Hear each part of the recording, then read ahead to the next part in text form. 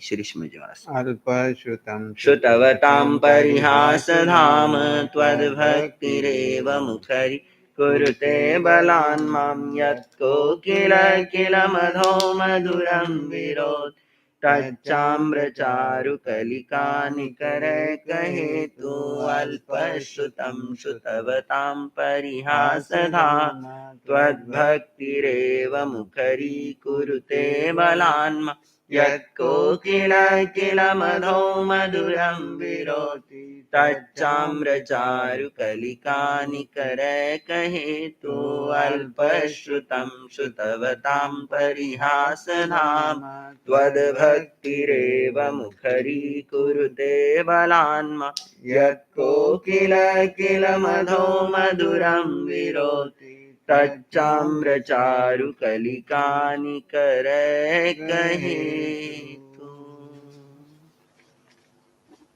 आराध्य अरिहंत प्रभु के चरणों में अनंत अनंत आस्था के साथ वंदन।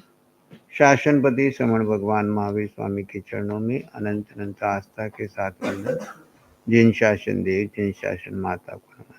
आत्मज्ञानी सदगुरुदेव युग प्रधान आचार्य भगवंत के चरणों में अनंत अनंत आस्था के साथ वंदन। 10वें कालिक सूत्र के 10 अध्ययन का हमने वर्णन सुना।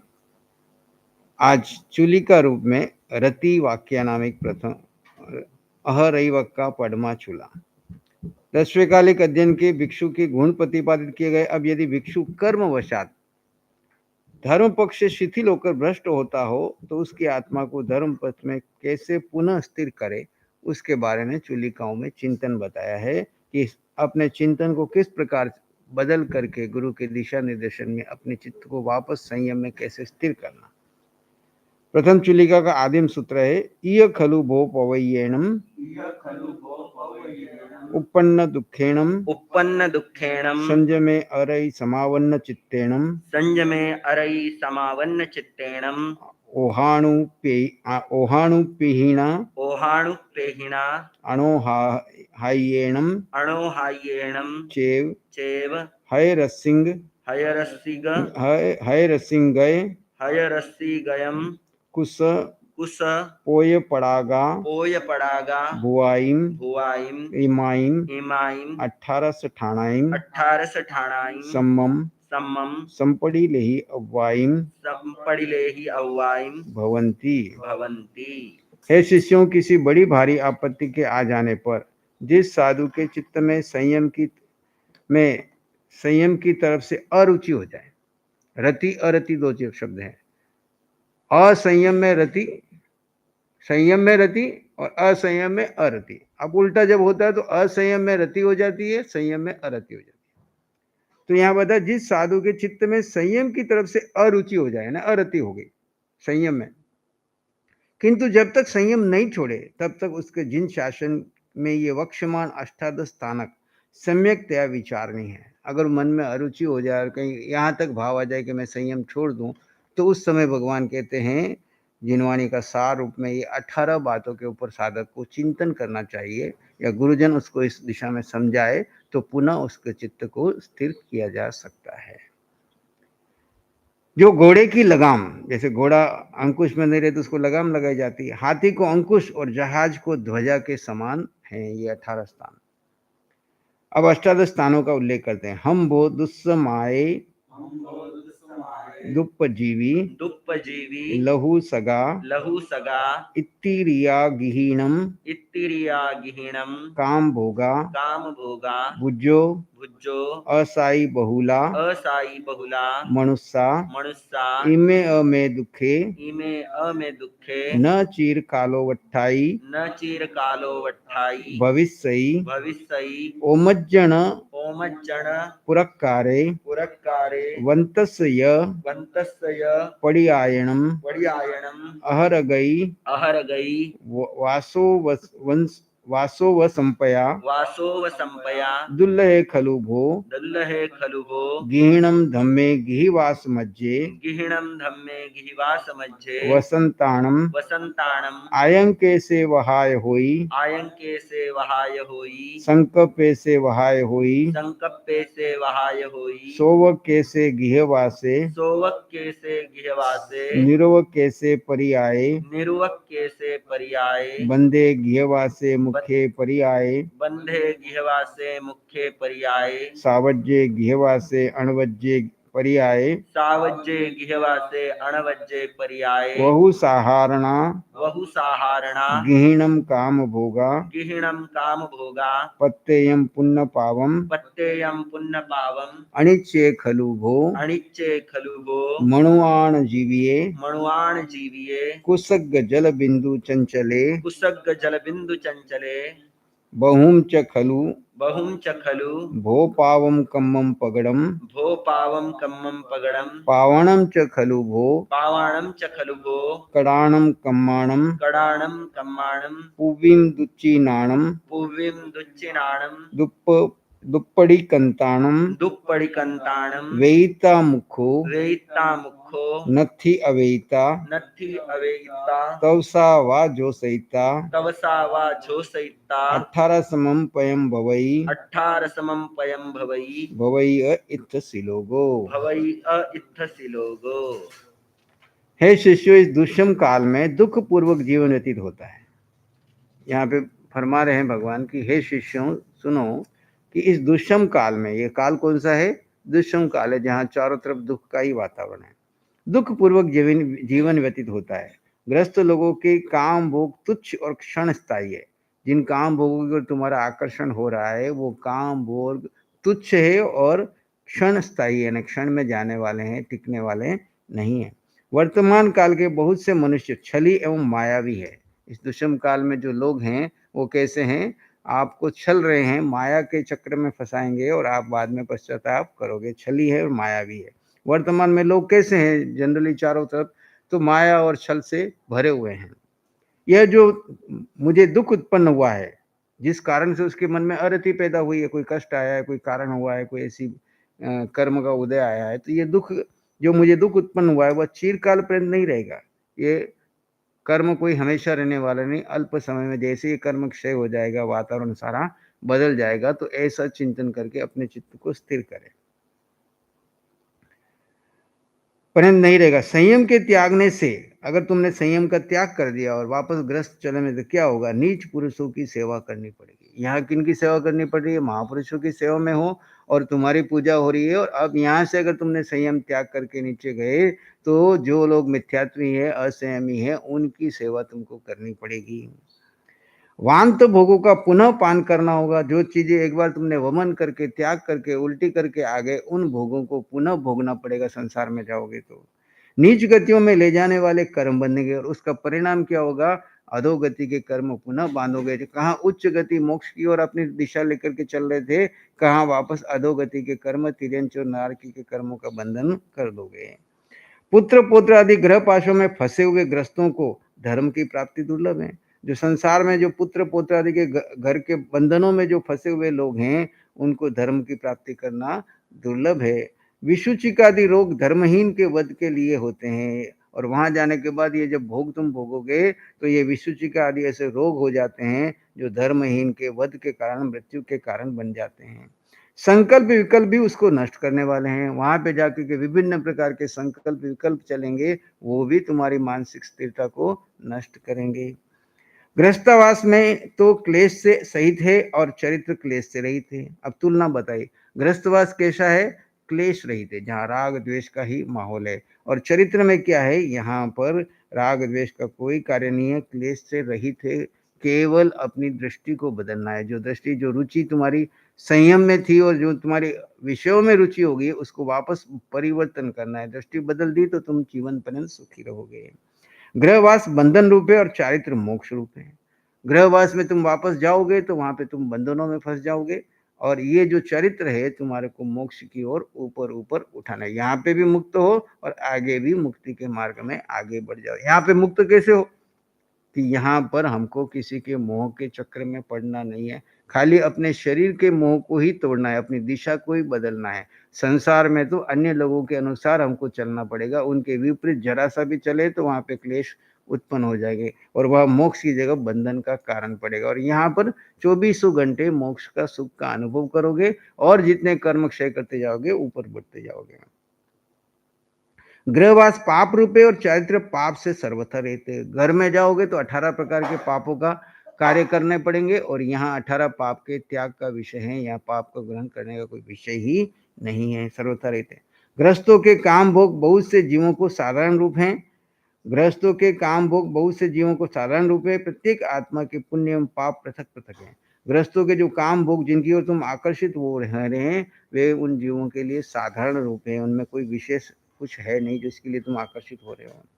प्रत्येक आत्मा के पुण्य एवं पाप पृथक पृथक हैं, हर जीव के साथ पुण्य और पाप के कर्म अलग अलग है। तुम ये मत सोचो कि भाई जो गृहस्थी है वो सब सुखी है, हर एक जीव के पुण्य और पाप अलग अलग है। मनुष्य का जीवन कुश के अग्रभाग पर स्थित जल बिंदु के समान चंचल है, अतएव निश्चित रूप से अनित्य है। ये मनुष्य जीवन बहुत छोटा सा है, छोटे से जीवन के लिए जो अनित्य है, किसी वजह से कुशा का अग्रभाग का दो पानी की बूंद कैसी होती है उसकी बिंदु, वैसे ही हमारा मनुष्य का जीवन छोटा सा है और समान चंचल है, अतः निश्चित रूप से ये अनित्य है। इस अनित्य मनुष्य जीवन के लिए, इस शरीर की सुख सुविधाओं के लिए, साता के लिए तुम इतना बड़ा संयम मार्ग, उत्कृष्ट मार्ग मिला हुआ, इसको मत छोड़ो।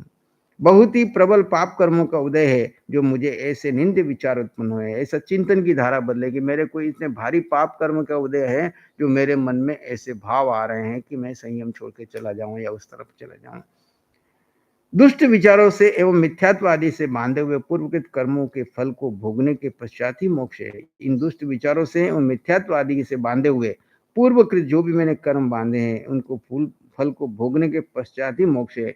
अर्थात ये कर्म उदय में आए हैं, मैं इनको शांत भाव से, ज्ञाता दृष्टा भाव से देख लूंगा तो ये कर्म क्या हो जाएंगे, क्षय हो जाएंगे और इनसे मुक्त होते ही आगे मेरा मुक्ति का मार्ग साफ सुथरा खुला है।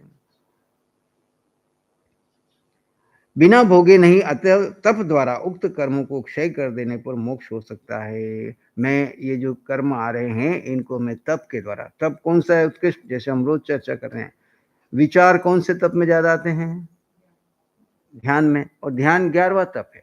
और इन विचारों को हम ध्यान के माध्यम से ज्ञाता दृष्टा भाव में स्थित होकर के इनको क्या कर सकते हैं, क्षीण कर सकते हैं, क्षय कर सकते हैं और मोक्ष मार्ग में आगे बढ़ सकते हैं। बिना भोगे ने तो तप द्वारा उक्त कर्मों को क्षय कर देने पर ही मोक्ष होता है। यही 18वां पद है। इस पर इसी विषय में प्रतिपादक आगे 18 के श्लोक हैं। संयम छोड़ने वाला साधु आगामी काल को नहीं देखता। अब वो कहते हैं, जयाय चयई धम्मम अनज्जो भोग कारणा से तत्थ मुच्चिये बालो से तत्थ मुच्छिए बालो आयई नाव बुज्जई। आयई नाव उज्जयी। काम भोग के कारण जब अनार्य बुद्धि वाला साधु, जब बुद्धि उसकी भ्रष्ट हो जाती है, अनार्य बुद्धि में आ जाता है, तब वह अज्ञानी साधु उन काम भोगों में मूर्छित हुआ आगामी काल को ध्यान में नहीं रखता।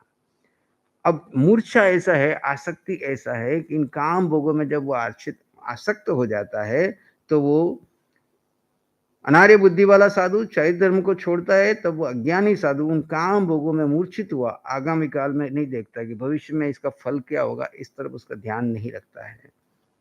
अब सूत्रकार इसकी उपमा देके समझा रहे कि ऐसे साधु की क्या हाल होता है, जैसे जया ओहा वियो होई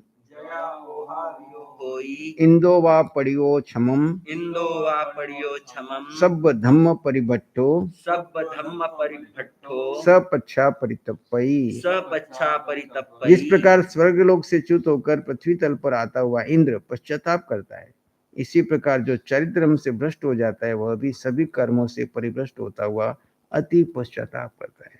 देवलोक में जब आयुष पूर्ण हो जाता है और जो कोई इंद्र वहां से भ्रष्ट होकर धरती पे आता है तो उस समय उसके भीतर में पश्चाताप होता है, क्योंकि कहाँ इंद्र का शासन भोग रहा था और अब आयुष पूर्ण हुआ तब उसको वापस पृथ्वी पे मनुष्य के रूप में या तिरंज के रूप में कहीं न कहीं जाना पड़ेगा। तो ऐसी दशा में उसके मन में जो पश्चाताप भाव होता है, ऐसे ही पश्चाताप के भाव कोई साधु जब गिरता है, पतित होता है, तो उसके भीतर के भाव ऐसे होते हैं जैसे वो देव इंद्र गिरते हुए पश्चाताप करता है। अब साधु को स्वर्गच्युत देवता की भी उपमा देते हैं। जया अवंदिमो होई, जया अवंदिमो होई, पच्छा होई अवंदिमो, पच्छा होई अवंदिमो, देवयाव चुआ ठाणा, देवयाव चुआठाणा, सपच्छा परितप्पई। सपच्छा सब परितप्पई। साधु संयम पालन कर, जब साधु संयम पालन करता है तब वो सब लोगों का अभिवंदनीय होता है। जब वो संयम में पालन होता है तब उसको अरिहंत भगवान का दूत समझ करके सभी श्रावक श्राविका और रत्ना जो छोटे साधु है सब उसको वंदना करते हैं, पूजते हैं। किंतु जब संयम से च्युत हो जाता है तब वही सब लोगों का तिरस्करणीय हो जाता है। संयम से च्युत साधु उसी प्रकार पश्चाताप करता है जिस प्रकार स्थान च्युत देवता पश्चाताप करता है। देवता जब अपने स्थान से नीचे गिरता है तो उस समय वो पश्चाताप करता है, उसी प्रकार वह पश्चाताप करता है। जया अपुईमो होई, जया अपुईमो होई, पच्छा होई अपुईमो, पच्छा होई अपुईमो, राया व रज्ज पभट्टो, रायावरजप भट्टो, सपच्छा परितप्पई। सपच्छा परितप्पई। जब साधु अपने धर्म में स्थित रहता है तब वह सब लोगों से पूजनीय होता है, किंतु जब धर्म से भ्रष्ट हो जाता है यानी अपने व्रतों से गिर जाता है, संयम को छोड़ देता है, भ्रष्ट हो जाने के पश्चात वह अपूजनीय हो जाता है। भ्रष्ट साधु जैसे राज्य भ्रष्ट राजा के समान सदा पछताता है। कोई एक राजा राज्य के पद पे हो और किसी उसकी गलती से जनता उसको राज्य से भ्रष्ट कर देती है, हटा देती है, तो उसकी क्या दशा होती है, वैसी ही दशा उस साधु की बनती है। अब और एक नजरबंद सेठ की उपमा देते हैं। जया अमाणिमो होई, जया अमाणिमो होई, पच्छा होई अमाणिमो, पच्छा होई अमाणिमो, सेठी व कब्बड़े छुड़ो, सेठिव कब्बड़े छूड़ो, सपच्छा परितप्पई। सपच्छा परितप्पई। संयमधारी सच्चा साधु जब संयम का पालन करता है तब तो सर्वमान्य होता है, किंतु छोड़ने के पश्चात अत्यंत अपमानित हो जाता है। वह संयम भ्रष्ट साधु ठीक उसी प्रकार रंज करता है जिस प्रकार किसी छोटे से गांव में कैद किया हुआ नगर सेठ रंज करता है। पूरे नगर का सेठ होता है पर कोई गलती ऐसी हो जाती है तो उसके कारण उसको राजा कहीं छोटे से गांव में नजरबंद कर देता है, तो उसके मन में कितना पश्चाताप आता है। वैसे ही उस साधना से भ्रष्ट हुए साधु के मन की स्थिति बता रहे हैं। अब मत्स्य का दृष्टांत दिया जाता है। जया अथेरो होई, जया अथेरो होई, समय कंतम जुवणो, समैकंतम जुवणो, मच्छू व गलम गलिता, मच्छू व गलम गिलिता, सपच्छा परितप्पई। सपच्छा परितप्पई। जो साधु यौवन अवस्था में के अतीत हो जाने पर स्थिर अवस्था में संयम छोड़ता है, जो साधु यौवन अवस्था बीत गई और स्थिर अवस्था बड़ी उम्र आ गई, फिर उसका चित्त चंचल हो गया, मन चंचल हो गया, या किसी कारण से कोई कर्म ऐसा उदय आया, वो संयम छोड़ता है तो वो लोह कंटक के गले में फंस जाने पर मछली के समान पश्चाताप करता है। जैसे मछली को मछुआरे लोग फंसाने के लिए क्या करते हैं, लोह कंटक के ऊपर आटा लगा देते हैं और उसको छोड़ देते हैं, वो आटा खाने के लिए उसमें जाती है और गले में वो, ऐसे ही उसकी साधु की दशा होती है। सारी जिंदगी तो संयम पाला लेकिन वृद्ध अवस्था में आकर के मन चंचल हो गया और कोई कर्म ऐसा उदय आया कि इसको छोड़ दिया या छोड़ना पड़ा, तो उसकी दशा, उसकी अंतरंग मानसिक स्थिति क्या होती है, विभिन्न उपमाओं को देख करके बता रहे हैं। छोड़ते समय उसको कुछ नहीं लगता है, लेकिन छोड़ने के बाद उसकी मानसिक दशा कैसी कैसी बीतेगी, तो ये छोड़ने के पहले भगवान कह रहे हैं कि आप चिंतन करो इन 18 पॉइंटों के ऊपर, और गुरु इन 18 पॉइंट के ऊपर उसको समझाए और उसके मन की पुनः चिकित्सा करके पुनः उसको क्या करें, संयम में स्थिर करें। अब बंधनबद्ध हस्ती की उपमा देते, हाथी की उपमा देके समझा रहे हैं। जया कुक्कुड़ वंश, जया अकुकुड़म वत्स, कुक्कुड़म वत्स, कुत्ततिहिं कुतत्तिहिं विहम्मयि, विहम्मयि, हत्ति व बंधने बद्धो, हत्थि व बंधने बद्धो, सपच्छा परितप्पई। सपच्छा परितप्पई। संयम भ्रष्ट साधु को जब नीच कुटुंब की कुत्सित चिंताएं चारों ओर से अभिभूत करती है, जब कुटुंब में जाता है तो वहां के कुटुंब की चिंताएं, रोटी कपड़ा मकान पद प्रतिष्ठा परिवार अन्य सारी चिंताएं उसको जब कुत्सित रूप से चिंताएं चारों ओर से उसको अभिभूत करती है, तब वो बंधन बंद हस्ती के समान नितांत पश्चाताप करता है। जैसे एक बंधन हाथी विषय के लोप में आकर के फंस जाता है और जब उसको बांध करके सांकलों में बांध दिया जाता है तो पश्चाताप करता है। ऐसे वो वहाँ पर पश्चाताप करता है कि मैं कहाँ भगवान की साधना में इतना आगे बढ़ रहा था और कहाँ मैं गिर करके कैसी दशा में आ गया। अब पंख मग्न हस्ती की उपमा देते हैं। पुत्र दार परिकिन्नो पुत्तदार परिकिन्नो मोह संतान संतो मोह संतान संतो पंको सन्नो जहानागो पंको सन्नो जहानागो सपच्छा परितप्पई। सपच्छा परितप्पई। पुत्र और स्त्री जनों से गिरा हुआ एवं मोह प्रवाह से संतप्त हुआ वह संयम भ्रष्ट साधु कदर्म मग्न हाथी के समान अति पश्चाताप करता है। जब संयमी गिर जाता है और परिवार में चला जाता है तो पुत्र स्त्री जनों से गिरा हुआ मोह के प्रभाव में संतप्त होता है। और कैसे कि जैसे एक हाथी कीचड़ में फंस जाता है और एक पांव निकलता है, दूसरा पांव फिर फंसता है, दूसरा निकलता है, फिर तीसरा फंसता है, वैसे ही वो संसारी संयम से गिरने के बाद संसारी में कैसे उसकी दशा होती है, ये साइकोलॉजी से उसको समझा रहे हैं शास्त्रकार।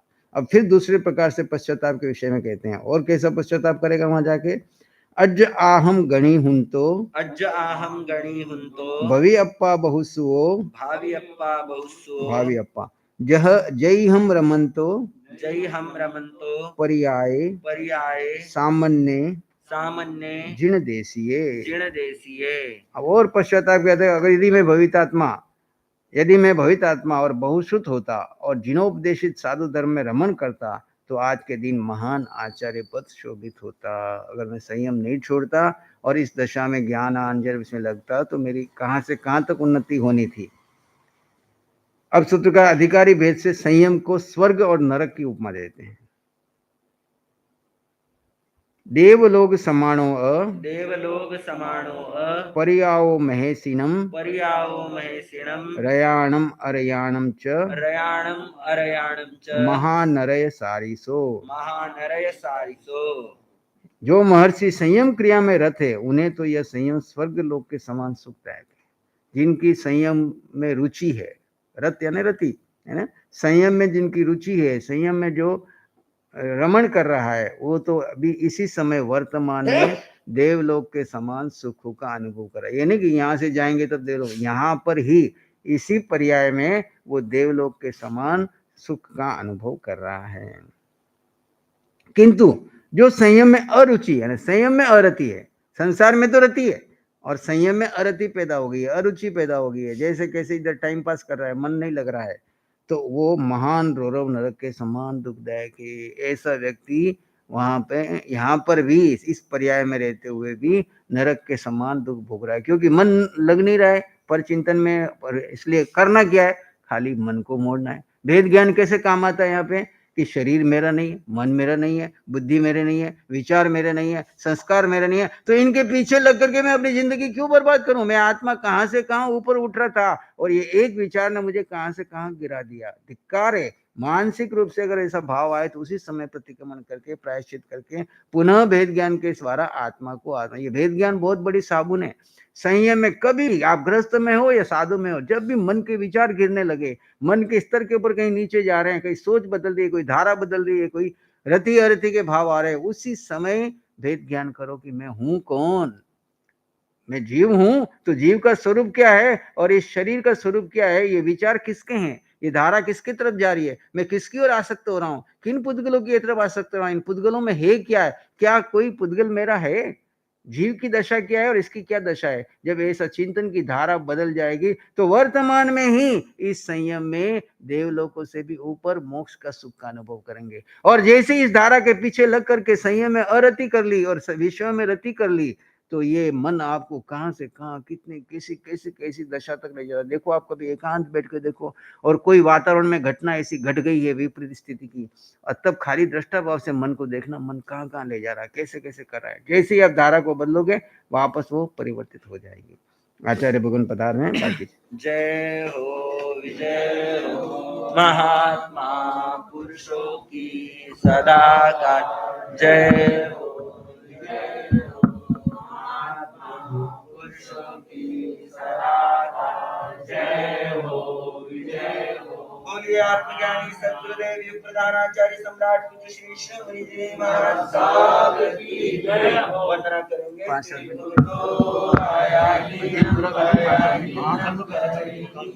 वंदामि नमस्कारि सम्मानिनि कल्याणं मंगलं देवयं श्रेयं प्रजासां Ikuto ayayinam ayayinam karemi Vannami namasami sakaremi sammademi kalyanam mangalam devayam shreyam vajvasami madhine vanna Ikuto ayayinam ayayinam karemi Vannami namasami sakaremi सम्मानेमि कल्याणं मंगलं देव्यं श्रेयं प्रज्वासामि। आचार्य भगवान पधार चुके हैं। इस गाथाओं को आगे बढ़ाते हैं हम। अब सूत्रकार प्रस्तुत में उपसंहार करते हुए कहते हैं अमरो वमम जानिया सुखमुत्तमम रयाणम पर्यायीन तहारयाणम निरोमम जानियम दुःखमुत्तमम रमिज्जतमहा पर्यायीम पंडिये। संयम में रत रहने वाला देवों के समान सुख भोगता है और संयम में विरक्त रहने वाला रौरव नरक के समान दुख भोगता है। इस प्रकार सत्य तत्व को जानकर बुद्धिमान साधु को संयम पर्याय में रमन करना चाहिए। अब यहाँ पे सारी उपमाएं देके पश्चाताप की के अब आगे शिक्षा दे रहे हैं कि जो बुद्धिमान साधु है, विवेकमान साधु है, प्रज्ञावान साधु है, उसको संयम में रमन करना चाहिए। दम्माउ भट्टम श्रीओ अवयम जनज्ञ विद्या मिवप्तेयम हिलंतीनम दुविहम कुशिला दाढ़ डियम घोर विषम व नागम। आगे कहते हैं जो साधु धर्म से भ्रष्ट एवं तप से अद्वितीय तेज से हीन हो जाता है, उसकी नीच से नीच मनुष्य भी अवहेलना करते हैं। कैसे अवहेलना करते हैं? उपमा दे के बता रहे हैं। दुराचारी संयम भ्रष्ट साधु लोगों से उसी प्रकार तिरस्कृत होता है जिस प्रकार तेज शून्य बुझी हुई यज्ञ की अग्नि और दृष्टा रहित विषधारी सर्प तिरस्कृत होता है। जब यज्ञ जल रहा होता है, अग्नि कितनी तेज होती है, कोई उसके पास नहीं जाता है, दूर से ही उसको नमस्कार करते हैं। सांप के अंदर में विष के जब होता है तो सब उसको दूर से ही नमस्कार करते हैं, उसके पास कोई नहीं जाता है। लेकिन उसके में से दांत निकाल दिए जाते हैं तो हर कोई जाके उसकी अवहेलना करती है। ऐसी साधु की उपमा दी कि जैसे यज्ञ से बुझी हुई अग्नि और उस सांप से जहर निकाल दिए, दांत निकालने वाले सांप की जो दशा होती है, वही दशा तुम्हारी होनी है। जगह जगह जहां जाओगे तुम्हारी निंदा तिरस्कार कोई भी करेगा। अगली गाथा में कहते हैं संयम भ्रष्ट व्यक्ति बड़ी लगन से भोगों को भोग कर एवं नानाविध असंयम कार्यों को करके जब मरता है तो अनिष्ट एवं दुखद नरक आदि नीच गतियों में जाता है। अब यहाँ तक कहता है अगर तुम ये धर्म जीवन मान लीजिए छोटा सा संयम का उम्र को छोड़ करके तुम पथभ्रष्ट हो गए तो बाद में तुम्हारी गति क्या होगी? संयम भ्रष्ट व्यक्ति बड़ी लगन से भोगों को भोग कर, यहाँ से छोड़ के वहां भोगों को भोगने के लिए गया, भोगों को भोग कर नानाविध असंयम कार्य, यहाँ से जाएगा सब असंयम के कार्य करना पड़ेगा, कार्य करके जब मरता है तो अनिष्ट एवं दुखद, अनिष्ट और दुखद नरक आदि नीच गतियों में जाता है। फिर उसे सुखपूर्वक जिन धर्म, वापस उसको जल्दी से जिन धर्म की प्राप्ति नहीं होती है, बोधि प्राप्ति नहीं होती और अनादि काल तक भाव भ्रमण करता रहता है। फिर अगली गाथा में कहते हैं संकट आ पड़ने पर संयम से डिगने वाले साधु को यह विचार करना चाहिए कि यदि मेरा यह जीव कई बार पहले नरक में जा चुका है और वहां मैं असह्य दुख भोग कर क्लेश वृत्ति वाला बन चुका हूं, परंतु जब वहां के पल्योपम सागरोपम जैसे महान दीर्घ आयु को भोग कर क्षय कर दिया, अब यहाँ से निकल आया, तो फिर यह चारित्र विषयक मानसिक दुख तो क्या चीज है?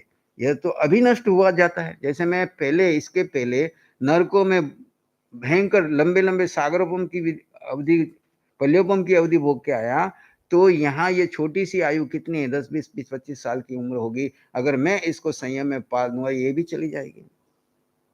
अब दुखों की अनित्यता बताते हैं। साधु को अरति के समय ऐसा विचार करना चाहिए। देखो अरति कैसे हो तो उसको कैसे चिंतन में बदलना कि मेरा अरति जन्य दुख अधिक दिनों तक नहीं ठहर सकेगा, क्योंकि जीव की विषय वासना अशाश्वती है। विषय वासना शाश्वत नहीं है, जीव शाश्वत है। अशास्त्रीय, यदि यह शरीर के रहते हुए नष्ट न होगी, मान लीजिए कि पूरी जिंदगी भी विषय वासना रही, तो भी अंत में मरने पर तो ये अवश्य ही चली जाएगी। तो शरीर का इस उम्र कितनी है, छोटी सी 10-15 साल की उम्र के लिए उधर लाखों करोड़ों साल का पल्योपमों का नरक का भोगना किस किस बुद्धिमान का कराए। अब आप सूत्रकार धर्म पर प्राण न्यौछावर बलिदान करने का उपदेश देते हैं। जिस मुनि की आत्मा दृढ़ होती है, वो अवसर पड़ने पर शरीर का तो सहर्ष परित्याग कर देता है, किंतु धर्म शासन को नहीं छोड़ता। आधा ना, धर्म के लिए अपनी जान भी न्यौछावर देने करनी पड़े तो कर देना, कि धर्म के लिए अगर अवसर पड़े तो शरीर को भी, आत्मा दृढ़ होती है, वो धर्म के शासन को नहीं छोड़ता। जिस प्रकार प्रलय काल में महावायु पर्वतराज सुमेरु को नहीं गिरा सकती, उसी प्रकार चंचल इंद्रियां भी उक्त मुनि को विचलित नहीं कर सकती। जो आत्मा में दृढ़ है मुनि, उसको ये चंचल इंद्रियां विचलित नहीं कर सकती। जैसे प्रलय काल में महावायु पर्वतराज सुमेरु को नहीं जगा सकती।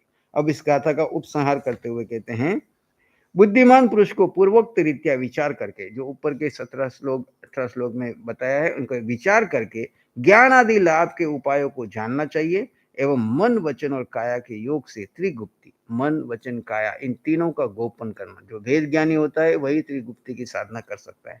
जिन वचनों को यथावत पालन करना चाहिए, यही रीति कार्य सिद्ध करनी है। इस प्रकार अगर कभी जीवन में चित्त चंचल होने लगे तो ऐसा चिंतन मनन इस अध्ययन में दिया है, ऐसा विचार करके वापस साधक अपनी आत्मा को आत्मा में स्थित कर ले और आगे